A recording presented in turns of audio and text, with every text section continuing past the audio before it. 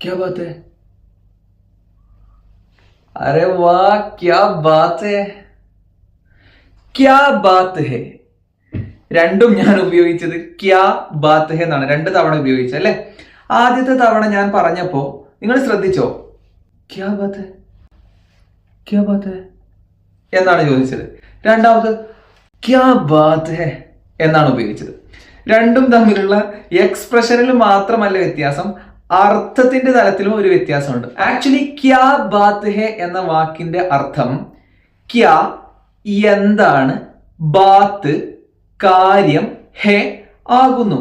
നമ്മൾ സാധാരണ what is the matter അല്ലെങ്കിൽ വാട്ട് ഈസ് ദ പ്രോബ്ലം എന്നൊക്കെ ചോദിക്കുമ്പോൾ അല്ലെ ക്യാ ബാത്ത് ഹെ എന്ന് ചോദിക്കും.